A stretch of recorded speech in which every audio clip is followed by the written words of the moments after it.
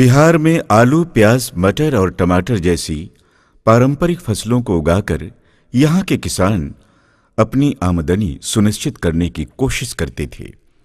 उनका दायरा इन पारंपरिक फसलों तक ही सीमित था।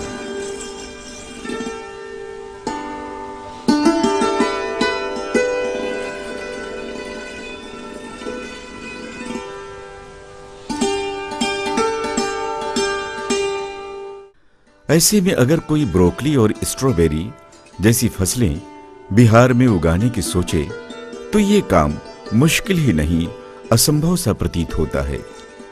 नर्वदेश्वर शुक्ला, जो भोजपुर जिला के शुक्लपुरा गांव के रिटायर फौजी हैं, इन्होंने न सिर्फ इसका सफल उत्पादन कर दिखाया बल्कि आत्मा की मदद से इसे बाजार तक पहुंचाकर अच्छी आमदनी प्राप्त की।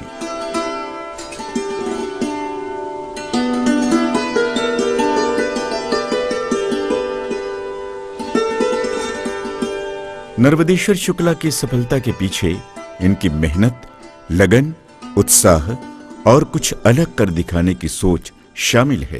परंपरागत खेती करते आ रहे हैं, उससे जल्दी हटने के लिए तैयार नहीं है ड्यू टू मार्केटिंग के चलते।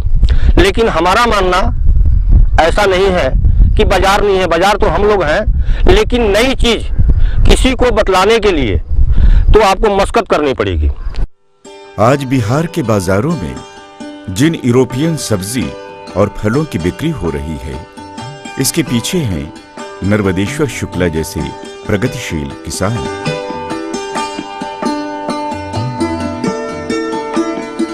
स्ट्रॉबेरी की खेती बिहार जैसे गर्म प्रदेश में यदि हो रही है तो इसके जनक हैं फौलादी इरादों से भरपूर नर्वदेश्वर शुक्ला। यह एक यूरोपियन फल स्ट्रॉबेरी है। जब इसको शुरू में हमने इसको प्रायोगिक रूप में लेकर के आया और जब खेत में उतारा हमने, तो लोग, हमारे किसान बोलने लगे पता नहीं ये क्या फल है, यहाँ पर नहीं होगा। लेकिन हम थोड़ा लीक से हट करके फौजी आदमी, हमने बोला कि नहीं ये होगा, यहाँ पे लगा कर देखते हैं। प्रयोग किया तो हमें सफलता मिली प्रयोग में। इसके बाद हमने इसकी 1 एकड़ में खेती की। सेना से सेवानिवृत्त होकर नर्वदेश्वर जब गांव लौटे तब अकेला और खालीपन महसूस करने लगे। जॉब भी मिली, लेकिन हमें जॉब करना नहीं था।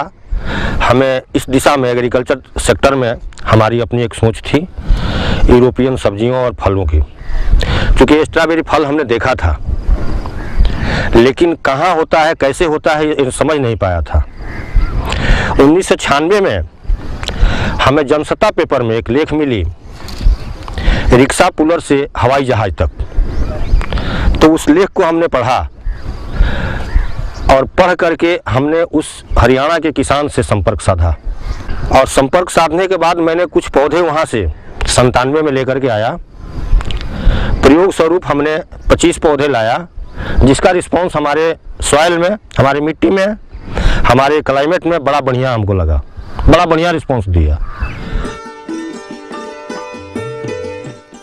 फसल तो काफी बढ़िया हो रही थी, लेकिन अब समस्या आई इसे बाजार में लेकर जाने की। ऐसे में गांव के कुछ युवकों की मदद और आत्मा के मार्गदर्शन से यह सपना भी साकार हुआ। आत्मा, भोजपुर का सहयोग इनके लिए कारगर साबित हुआ। आज आत्मा, भोजपुर इनके द्वारा तैयार ब्रोकली, स्ट्रॉबेरी की फसल के लिए बाजार सुलभ करा रही है। इसे आत्मा के प्रयास का नतीजा कहा जाएगा, जिसने नर्वदेश्वर की इन अनोखी फसलों को विस्तार दिया। इन्होंने पहली बार स्ट्रॉबेरी और ब्रोकली की खेती हमारे निर्देशन में किया है और इन्होंने यह सिद्ध कर दिया है कि किस तरह से एक छोटे से बजट में कम पैसे लगाकर ज़्यादा आमदनी की जा सकती है। नर्वदेश्वर शुक्ला में जिस तरह से हम लोगों ने देखा, एक लगन है और एक संघर्ष है और आसपास के कृषक भी इससे काफ़ी लाभान्वित हो रहे हैं। और यहाँ पर फार्म स्कूल आत्मा के द्वारा चलाया जा रहा है। आत्मा के से जुड़े हुए यहाँ कृषक भी हैं और कृषक इससे काफ़ी लाभ ले रहे हैं। आत्मा ब्रोकली, स्ट्रॉबेरी की खेती से लेकर इसके तकनीकी साधन जैसे प्रचार प्रसार किसानों को जागरूक करने का कार्य सफलतापूर्वक कर रही है। बहुत अच्छे ही प्रगतिशील किसान हैं और ये आत्मशासी परिषद के सदस्य भी हैं। ये स्ट्रॉबेरी, ब्रोकली या अन्य औषधीय पौधों की खेती करते हैं। हम लोग के आत्मा के गठन के बाद हम लोग इनको एक्सपोजर विजिट प्रशिक्षण के माध्यम से और अच्छे से तकनीकी जानकारी हम लोग देने का प्रयास किए हैं। इनके यहाँ फार्म स्कूल का चयन किया गया और संचालक ये स्वयं हैं। आत्मा भोजपुर द्वारा श्री शुक्ला के खेतों में किसान पाठशाला आयोजित की जाती है, जिसमें आसपास के किसानों को प्रेरित एवं प्रशिक्षित किया जाता है। एक पौधे में से 10, 12, 13, 14 ब्रांचेस शाखाएं इसकी निकलती हैं, जिसमें कि 50 ग्राम से लेकर के 150 ग्राम तक की इसमें फूल लगता है।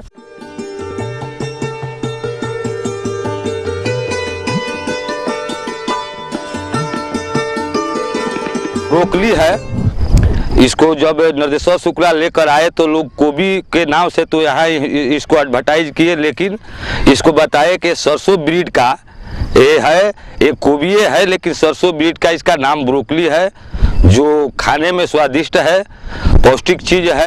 फार्मर स्कूल जब यहाँ चलाने लगे निर्देशक शुक्ला तो उसमें हम लोग भाग लिए।